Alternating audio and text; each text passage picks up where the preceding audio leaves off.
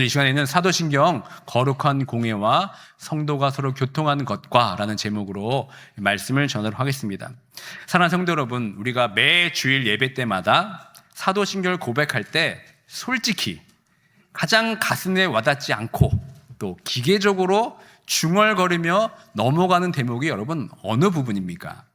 아마도 바로 오늘 이 말씀이 아닌가, 이 고백이 아닌가 생각이 듭니다. 십자가의 고난이나 부활을 예배할 때는, 고백할 때는 마음에 막 뭉클함도 찾아옵니다. 그런데 중반부를 넘어가면서 오늘 함께 나눌 이 거룩한 공예와 성도가 서로 교통하는 것과 이걸 고백할 때 도대체 나는 무엇을 믿는다고 고백하는 것인지 이것이 참 모호하고 희미할 때가 참 많은 것 같습니다. 특별히 공회라고 하면 예수님을 십자가에 못 박은 그 나쁜 재판소가 떠오르기도 하고, 또 성도가 서로 교통하는 것 하면 그저 예배 후에 친교실에 모여서 커피 한 잔, 식사 교제 나누는 그 정도로 우리가 생각할 때가 많이 있습니다. 그래서 우리가 이 대목을 지나가게 될 때 그저 예배의 순서니까, 아니 남들이 다 외우니까 그냥 영혼 없는 입술로 따라갈 때가 참 많이 있는 것 같습니다. 그러나 오늘 우리가 이 무심코 지나쳤던 이 짧은 고백 속에 담긴 의미를 깨닫게 된다면 우리는 이 교회를 바라보는 우리의 시선이 아마 완전히 달라지게 될 것입니다. 그 의미를 우리가 바르게 이해하기 위해서는 이 사도신경의 고백의 순서를 가만히 한번 떠올려 보시길 바랍니다. 이 순서 안에는 성경이 가르치는 매주 중요하고도 견고한 구원의 질서가 담겨져 있습니다. 사도신경 후반부를 보면 먼저 지난주에 살펴본 고백이 무엇이었습니까? 성령을 믿사오매라고 우리가 고백했습니다. 그리고 맨 마지막에는 어떻게 고백됩니까? 죄 용서, 몸의 부활, 또 영생, 부활과 영생에 대해서 우리에게 주어지는 구원의 열매를 믿음으로 고백합니다. 그렇다면 여러분, 이 성령 하나님과 구원의 열매 사이에 여러분 무엇이 지금 자리 잡고 있는 것입니까? 바로 오늘 우리가 나눌 거룩한 공예와 성도가 서로 교통하는 것, 이것이 징검다리로서 있습니다.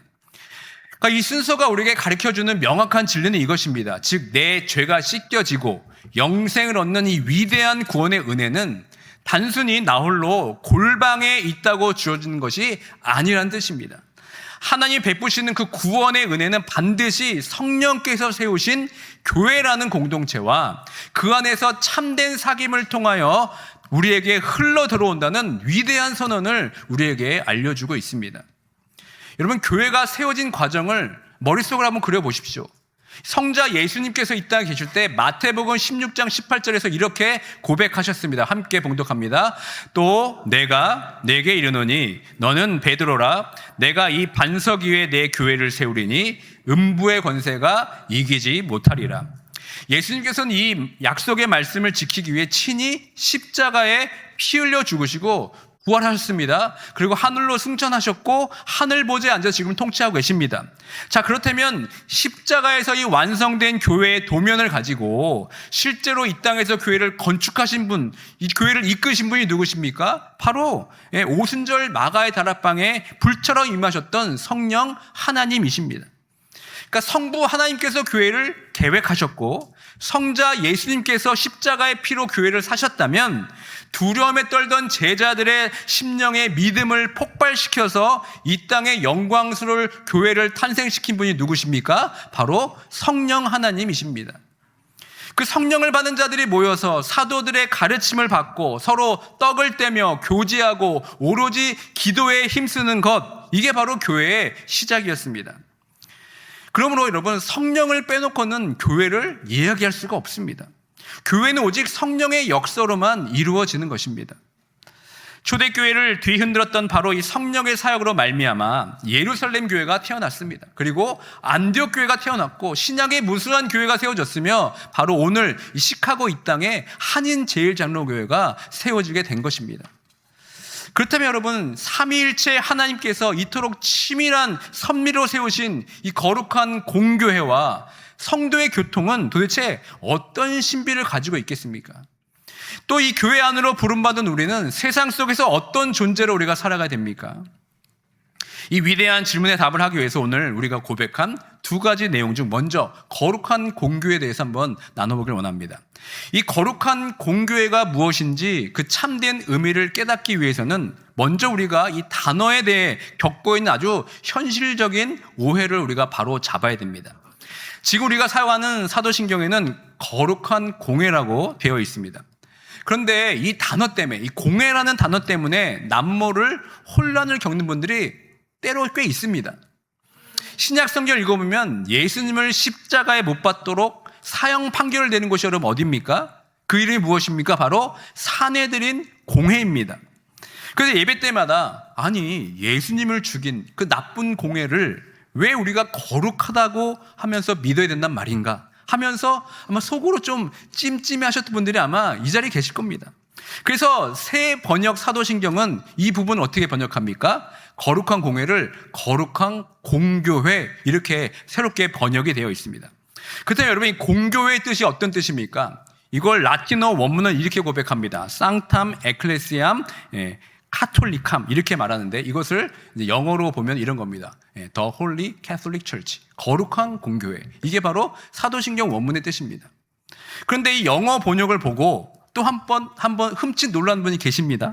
목사님 우리가 개신교인데 왜 천주교 로마 캐톨릭을 믿는다고 고백하는 것입니까? 근데 여러분 안심하십시오. 우리가 천주교로 넘어가겠다는 것이 결코 아닙니다. 여기서 쓰인 이 캐톨릭이라는 단어는 원래 어떤 뜻인지 아십니까? 보편적인, 우주적인, 유니버설이라는 뜻을 가진 아주 장엄하고도 영광스러운 단어가 바로 이 단어입니다. 그러니까 천주교가 이 캐톨릭이라는 단어를 자기들만의 고유 명사로 지금 가져다 썼기 때문에 우리가 지금 오해하는 것입니다. 원래는 우리 개신교를 포함한 모든 참된 교회가 마땅히 누려야 할 자랑스러운 이름이 바로 이 홀리 캐톨릭이라는 것입니다.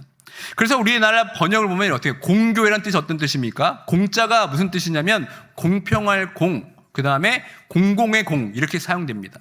그러니까 개인 집의 뒷마당은 허락된 사람만이 들어가는 사적인 공간이라면 공원 이런 것은 어떻습니까?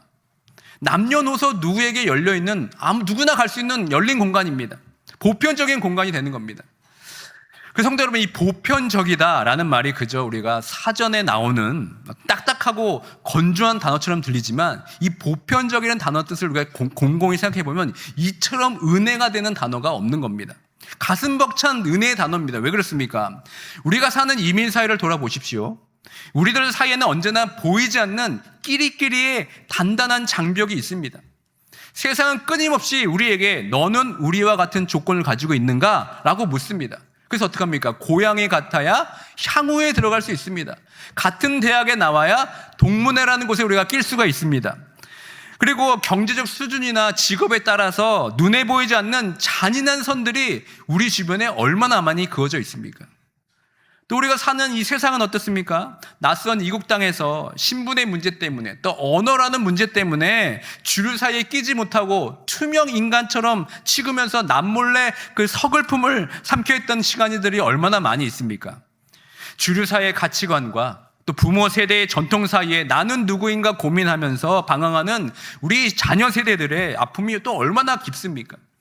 그러니까 세상은 어떻습니까? 철저하게 조건이 맞아야 받아주는 차별과 배제가 가득한 것이 바로 이 세상입니다. 그런데 여러분 이토록 차별 많은 세상을 향해 우리가 거룩한 공교회를 믿사오며 라고 고백할 때 이것이 어떤 의미를 가지는지 아십니까? 여러분 교회는 우리끼리만 뭉치는 향후회도 아니고 조건이 맞아야 끼워주는 동문회 같은 것이 아니라 어떤 것입니까? 바로 한국어가 편한 1세대가 또 영어가 편한 2세대나 세상에서 번듯하게 자리 잡은 자나 신분 문제나 오늘 밤잠을 설치는 자들이나 십자가는 그들에게 전혀 묻지 않습니다. 공교의 보편성은 오직 한 가지만 우리에게 묻습니다. 그것이 무엇입니까? 너에게 예수 그리스도의 피가 있느냐? 이것을 물어보는 것입니다.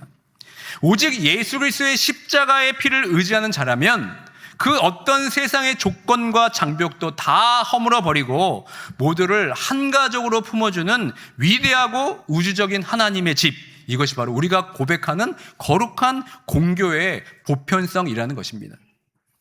성도 여러분, 그러나 이 십자가의 보혈이 만들어낸 이 공교의 보편성은 단지 우리 눈앞에 보이는 사람과 사람 사이의 현실적인 벽을 허무는 데 것에만 그치지 않습니다. 더 나아가 바울은 오늘 본문을 통해 교회의 위대함, 즉 시간과 공간을 초월하여 그 교회가 어떻게 뻗어나가는지를 장엄하게 우리에게 선포하고 있습니다. 첫째, 교회는 시간적인 보편성을 가진다는 것입니다. 오늘 본문 에베소서 2장 20절 보십시오. 바울은 교회가 사도들과 선지자들의 터 위에 세워졌다고 고백합니다. 여러분, 이것이 무엇을 의미합니까? 교회는 어제 오늘 갑자기 생긴 모임이 아니라는 뜻입니다. 세상의 거대한 제국과 기업들은 여러분 생겨났다 없어졌다, 자취를 감출 때가 참으로 많이 있습니다. 시간이 지나면 흔적도 없이 사라집니다. 그러나 이 세상의 첫 시작부터 존재했던 이 교회는 구약의 광야를 지나고 또 로마 제국의 무자비한 핍박 속에서도 또 심지어 우리 민족이 겪었던 일제강점기의 캄캄한 어둠 속에서도 이 교회는 무너지지 않았습니다. 여러분, 멀리 갈 것도 없죠. 우리 교회 창립 60주년을 맞아서 우리 교회를 한번 돌아보십시오. 그 눈물 많고 척박했던 그 이민의 삶 속에서 정말 수많은 위기가 몰아쳤지만 하나님은 우리 교회의 촛대를 결코 옮기지 않으셨습니다. 2000년 전에 사도들의 그 선지자 그 터 위에 지난 또 60년을 버텨온 우리 믿음의 1세대 선배들, 또 오늘 예배하는 우리들, 그리고 앞으로 주님 다시 올 때까지 예배한 다음 세대가 이 시간의 벽을 뛰어넘어서 굳건한 하나의 교회로 묶어져 있다는 것, 이게 바로 보편적 교회의 시간적인 의미인 겁니다. 둘째, 교회는 보편적, 공간적인 보편성을 가집니다. 오늘 본문 21절 보시면 이렇게 기록되어 있습니다. 그 안에서 건물마다 서로 연결해서 주 안에서 성전을 이루어간다, 이렇게 말씀합니다. 그러니까 교회는 어느 한 동네, 한 나라에 갇혀있는 우물한 개구리가 되어서는 안 됩니다. 2000년 전 저 멀리 예루살렘의 작은 다락방에서 불꽃처럼 시작되었던 교회가 이제 국가의 장벽을 뛰어넘고 태평양 바다를 건너서 지금 우리가 앉아있는 이곳 시카고 한복판까지 서로 연결되어서 밀려왔다는 것입니다. 여기 과정 한번 생각해 보십시오. 정말 은혜이고 기적이 아닙니까? 그런데 성도 여러분, 이 거룩한 공간의 확장은 또 결코 시카고에서만 멈춰서는 안 됩니다. 우리가 그런 은혜를 받았다면 우리가 어떻게 됩니까? 당장 어제 우리가 그 안락한 시카고를 떠나서 낯설은 그 척박한 멕시코 땅, 몬테레 땅으로 단기 선교팀을 파송한 이유가 여러분 도대체 무엇입니까? 그저 불쌍한 사람을 돕기에 가는 것이 아닙니다. 언어와 피부색이 달라도 그 몬테레이 땅에도 우리와 똑같은 그리스도의 피로 묶어주신 우주적 공교회가 그곳에도 있기 때문에 우리가 가는 것입니다. 우리가 그곳에 흩어진 우리의 영적 가족들을 만나러 가는 것입니다.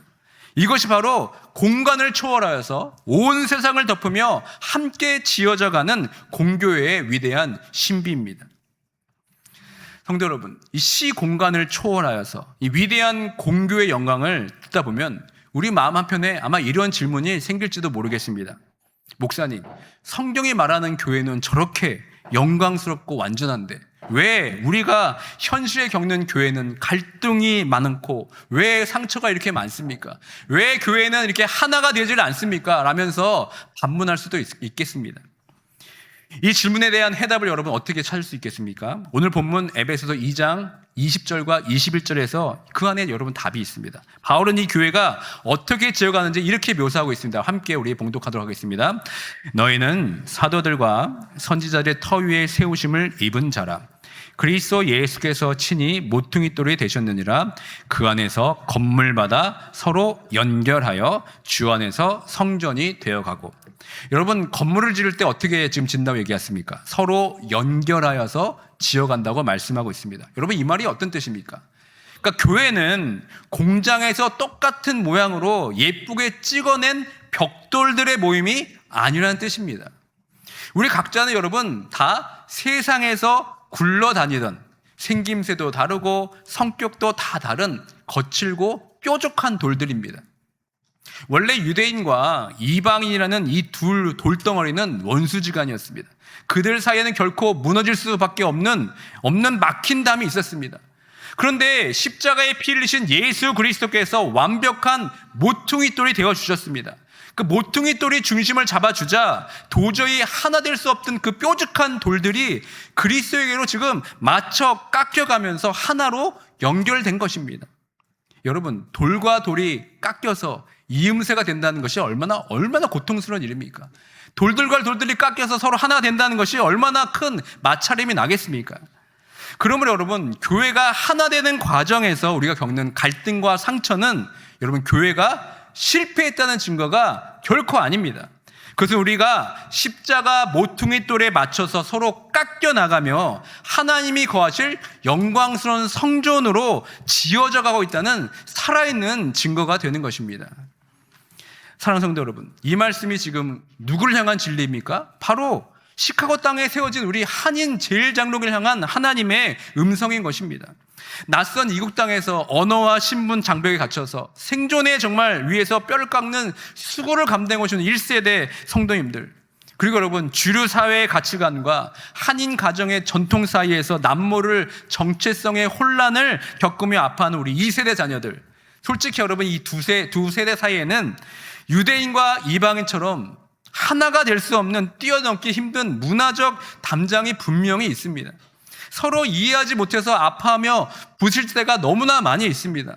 그런데 우리가 거룩한 공교회를 믿는다고 고백할 때 어떻게 합니까? 그것은 내 자아와 고집을 십자가에 못 박고 그리스도의 피가 이 세대의 모든 장벽을 허물며 우리를 한 몸으로 묶어내심을 선포하는 위대한 신앙의 승리가 되는 것입니다. 언어와 신분이 다른 1세대, 문화적 정체성이 다른 2세대가 서로 부딪히고 깎일 때 참 많이 아픕니다. 그러나 그 아픔을 감내하면서까지 오직 그리스도의 피로 말미암아 다 함께 하나님의 가족으로 지어지는 것, 이것이 바로 거룩한 공회의 고백인 것입니다. 바로 이것이 십자가를 세우는 공교의 위대한 능력임을 믿으시는 모두가 되길 주님의 이름으로 축원드립니다. 우리가 앞서 고백한 거룩한 공교회가 시 공간을 초월하는 교회의 거대한 뼈대를 말한다면, 이제 우리가 살펴볼 사도신경의 다음 고백, 즉 성도가 서로 교통하는 것, 이것이 무엇을 의미하는지 한번 살펴보길 원합니다. 한번 솔직히 여쭤보겠습니다. 여러분, 사도신경에서 성도가 서로 교통하는 것 고백할 때 여러분 머릿속에서 어떤 생각이 떠오르십니까? 혹시 매일 오가는 꽉 막힌 294번 하이웨이가 생각나십니까? 아니면 예배 끝나고 식사 마치고 불이 나게 가다 보니까 주차장에서 막 교통에 혼란해가지고 차가 막힌 그런 것을 상상하십니까? 많은 분이 이 교통을 그냥 예배 후에 어떤 친교실에 모여서 커피 마시는 모임으로 생각할 때가 참 많이 있습니다. 그래서 집사님 요즘 어떻게 지내세요? 비즈니스 좀 어떠십니까? 하면 세상 이야기를 나누는 것이 그냥 교통이라고 생각할 때가 많이 있을 겁니다. 그런데 여러분, 사도신경이 고백하는 이 교통은 어떤 트래픽을 얘기하는 게 아닙니다. 신약 성경은 이것을 명확하게 헬라어로 이렇게 고백합니다. 코이노니아, 즉 교제라는 것입니다. 여러분, 성도란 무엇입니까? 예수 그리스도의 피로 거룩해진 자들입니다. 한 개인이 예수님을 믿고 구원받는 순간 그는 머리 대신 그리스도와 영원한 연합이 됩니다. 그리고 그와 동시에 그리스도와 연합된 다른 성도와도 필연적으로 한 몸으로 묶이게 되어 있습니다. 이 한 몸 된 가족들이 생명을 나누는 역동적인 상태가 여러분 바로 사도신경이 고백하는 교통, 코이노니아입니다. 개혁주의 신앙의 뼈대인 웨스트민스터 신앙 고백서 26장은 친교에 대해서 교제에 대해서 이렇게 고백하는 겁니다. 예배당의 친교실의 가벼운 수다가 아니라 이 성도의 교제를 매우 무겁고 장엄하게 이렇게 정의합니다. 함께 읽도록 하겠습니다. 성도들은 사랑 안에서 서로 연합되어 있으므로 각자가 받은 은사와 은혜를 서로 나눌 의무가 있다. 또한 영적인 것뿐만 아니라 외적인 물질적인 필요를 덜어주는 일에도 서로 교제해야 한다. 여러분, 그렇다면 이 생명건 코이노니아 참된 본질이 도대체 무엇이기에 이토록 중요합니까? 요한일서 3장은 이 1장 3절의 말씀은 사귐의 기준을 이렇게 명확하게 제시합니다. 함께 읽습니다. 우리가 보고 들은 바를 너희에게도 전함은 너희로 우리와 사귐이 있게 하려 함이니 우리의 사귐은 아버지와 그의 아들 예수 그리스도와 더불어 누림이라. 여러분, 이 말씀을 기록할 당시 사도 요한은 초대교회를 무너뜨리는 영지주의라는 이단과 치열한 영적 전투를 벌였습니다. 그들은 육신은 약하고 악하고 영은 선하다라고 주장합니다. 우리끼리라는 영적인 신비의 지식을 깨달아서 진짜 그것이 참된 교제라고 하면서 교회를 아주 어지럽게 만들었습니다. 이러한 분열 앞에서 사도 요한은 단호하게 참된 코이노냐의 기준을 두 가지로 제시하는 겁니다. 첫 번째가 무엇이냐면 코이노냐의 기초, 성도의 교통의 가장 중요한 기초는 오직 객관적인 복음의 진리라는 사실입니다. 요한은 본문에서 보시면 우리가 보고 들은 바를 너희에게 전한다 이렇게 말합니다. 여러분, 여기서 보고 들은 바라는 게 무엇입니까? 뜬구름 잡는 어떤 신비한 체험을 말하는 게 아닙니다. 어떤 개인적인 감정을 말하는 게 아니라 역사 속으로 직접 육신의 이 옷을 입고 들어오신 예수 그리스도, 또 사도들이 직접 눈으로 보고 손으로 만졌던 그 십자가 복음을 말하는 것입니다. 사랑하는 성도 여러분, 이민교회 안에서 우리가 무엇으로 하나 되어 교제할 수가 있겠습니까? 출신 지역이 같아서 할 수 있습니까? 취미가 같습니까? 아니면 사업 코드가 잘 맞아서 우리가 성도 교제를 잘 이루는 것이 아닙니다. 참된 코이노니아는 오직 사도들이 전해준 변하지 않는 십자가 복음의 진리 위에서만 세워질 수 있다는 겁니다. 여러분, 말씀이 빠진 교제, 또 진리가 빠진 어떤 식탁의 교제는 결국 어떻게 됩니까? 인간의 상처와 시험으로 끝날 수밖에 없습니다.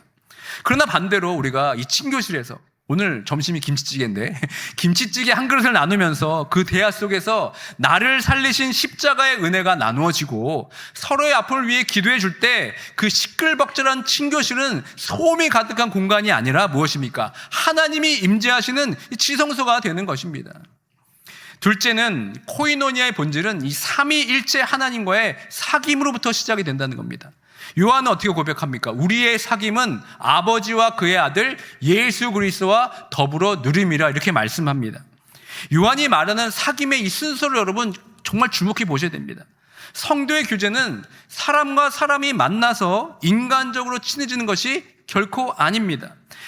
코이노니아 진짜 출발점은 무엇입니까? 삼위일체 하나님과 수직적인 연합에 있다는 겁니다. 나 같은 죄인 살리신 그 십자가 은혜로 하나님 아버지와 사귐을 갖게 되었다는 것은 그때 어떤 감격이 듭니까? 주체할 수 없는 벅찬 감격이 우리 안에 터져 나오는 것입니다. 그래서 성령을 통해 하나님과 깊은 교제를 나눈 사람이라면 그 흘러 넘치는 은혜를 주체하지 못합니다. 어떻게 합니까? 전할 수밖에 없습니다. 전하지 못해서 마음에 막 안달이 나는 겁니다. 반드시 내 곁에 있는 지체들에게 수평적인 은혜와 사랑을 나눌 수밖에 없다는 사실입니다. 위로 하나님과 통한 사람은 반드시 옆으로 성도들과 교를 나누게 되어 있습니다. 위로 통하고 옆으로 교제하는 것, 이것이 바로 성도가 서로 교통한다는 진정한 의미입니다. 그렇다면 여러분, 이 코이노니아는 우리 삶에서 구체적으로 어떻게 나타내야 되겠습니까? 성도의 기도는 단순히 내 일상의 소소한 이야기를 나누는 것을 뛰어넘는 겁니다. 참된 교제는 영적인 은혜를 나누는 것에부터 시작하고 실제적인 삶으로 완성이 되는 것입니다. 먼저 우리가 이 주일에 오면 어떻게 됩니까? 진리와 은혜를 나눕니다. 예배 시간에 이 사도신경을 함께 일어나서 한 목소리를 고백하는 것, 같은 믿음을 나누는 것, 여러분 이게 교제입니다. 빵과 포도주로 성찬에 참여하면서 그리스도의 피와 살을 나누고 영적으로 함께 먹는 것, 이게 여러분 신비스러운 영적인 교제입니다. 그리고 영적인 교제는 반드시 우리의 손과 발을 통해서 우리 삶으로 흘러가게 되어 있습니다. 공동체를 위해서 하나님 주신 그 재능과 은사를 땀 흘려 사용하는 것, 여러분 이것이 교제입니다. 내 지갑을 열어서 육신적으로 궁핍하고 지친 성도들의 필요를 채워주는 것, 여러분 이것도 정말 십자가의 복음이 살아 움직이는 가장 강력한 성도의 교제입니다. 그런데 성도 여러분, 오늘날 우리 안에서 이 아름다운 참된 교제를 가로막는 이 마음의 병이 하나 있습니다. 그것이 무엇입니까? 바로 신앙의 개인주의화 된다는 겁니다. 우리가 살아가는 이민사회 삶이 얼마나 고단합니까? 정말 일주일 동안 월요일부터 토요일 밤까지 일하면서 주일날 여러분 이 아침에 이 예배에 나오는 여러분의 그 몸과 마음이 어떻습니까? 너무나 피곤하지 않습니까? 그러니까 교회에 와서 어떻습니까? 그저 홀로 조용히 앉아서 예배만 드리고 가고 싶은 것이 우리들의 아마 마음일 것입니다. 그래서 우리 마음속에 이런 유혹이 찾아옵니다. 나는 그래도 예배 자리에 와서 하나님과의 관계가 좋으니까 굳이 사람들과 엮여서 피곤해하고 싶지가 전혀 않다. 예배 때문에 은혜만 받으면 되지. 소그룹 모임이나 밥 먹는 교제는 참 너무 힘들어. 너무 벅차. 아마 이런 유혹들이 많이 있을 것입니다. 그러니까 어떻게 합니까? 기도도 간절히 합니다. 말씀도 사모하며 듣습니다. 하지만 예배가 끝난 순간 사람들과 철저히 벽을 쌓은 채 혹시라도 누가 말 시킬까봐 서둘러 주차장으로 막 향하는 겁니다. 이 교회에서 20년, 30년, 40년 함께 예배를 드렸는데도 정말 안타깝게도 여러분, 옆에 성도의 이름을 알질 못합니다. 알려는 마음도 없습니다. 이 성도가 지금 무엇 때문에 눈물을 흘리며 기도하는지 마음이 없습니다. 심지어 우리가 온 교회가 한가적으로 기뻐해야 할 임직 예배의 자리, 또 1세대, 2세대가 함께하는 문화 장벽을 넘어 함께하는 그리스도의 한 몸을 누리는 귀한 이 연합수련회 같은 행사 자리에도 우리의 마음을 내어주기가 너무나 힘이 든 것입니다. 사랑하는 성도 여러분, 제가 목회자로서 정말 애통하는 심정으로, 그리고 여러분을 너무나 사랑하는 마음으로 권면합니다. 그렇게 홀로 외로운 섬처럼 신앙생활하는 것은 너무나 여러분 안타까운 일입니다. 그것은 예수님께서 우리에게 주시려고 했던 영광스러운 교회의 모습이 결코 아닙니다. 우리 주 예수 그리스도를 한번 바라보십시오. 예수님께서 십자가에서 왜 그토록 철저하게 홀로 단절되는 고통을 당하셨습니까? 영원한 진노 아래 홀로 버려졌던 저와 여러분을 구원하여서 어떻게 하는 겁니까? 그 영광스러운 거룩한 곤교회에 따뜻한 식구로 맞아주기 위해서, 품어주기 위해서 예수님께서 그런 고통과 질고를 받으신 것이 아니십니까? 예수님은 우리를 영원한 가족으로 묶으시려고 십자가에서 자기 살을 찢으셨는데 왜 우리는 예배당 문을 나서면서 주님이 피로 허무신 그 담장을 왜 스스로 다시 쌓아 올리고 있냐는 말입니다. 나를 그리스도의 몸된 교회로 붙여주신 것을 여러분 절대 외면해서는 안 됩니다. 이 성령의 사역을 절대 외면해서는 안 되는 것입니다. 장작불을 난로 밖으로 꺼내며 놓으면 아무리 뜨거워도 어떻습니까? 금세 식어지게 되어 있습니다. 여러분, 신앙생활은 홀로 부르는 독창이 되어서는 안 됩니다. 함께 모여서 한 마음으로 부르는 합창이 되어야 되는 것, 이것이 바로 성도가 서로 교통하는 것의 신앙의 본질인 겁니다. 그렇다면 십자가 보혈이 우리의 이기심을 깨트리고 우리를 이토록 끈끈한 하나의 교회, 참된 가족으로 묶어내신 궁극적인 목적이 무엇입니까? 우리끼리만 사랑하라고 우리에게 안전하고 고립된 섬을 우리에게 선물로 주신 것이 아닙니다. 십자가 안에서 여러분 강력한 연합을 이루게 된다면 이제 그 은혜는 교회 문턱을 넘어 세상 한복판으로 향하는 거대한 능력으로 폭발해야 되는 겁니다. 우리가 일상에서 여러분 말이 안 통하고 답답할 때 자주 하는 말이 무엇입니까? 우리 좀 상식적으로 생각해 봅시다. 이 말을 참 우리가 자주 사용합니다. 여러분, 상식이 무엇입니까? 사회 구성원들이 공통으로 인정하고 공유하는 당연한 가치관, 이게 상식 아닙니까? 그런데 안타깝게도 오늘날 세상 사람들은 교회를 바라보면서 어떻게 생각합니까? 상식이 통하지 않는 몰상식한 곳, 이렇게 고개를 저을 때가 참으로 많이 있습니다. 왜 그렇습니까?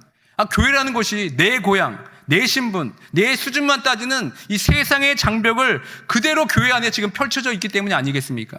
남의 아픔에는 관심조차 없고 그저 내 축복만 비는 신앙의 이기주의 때문에 교회를 세상이 그렇게 부르는 겁니다.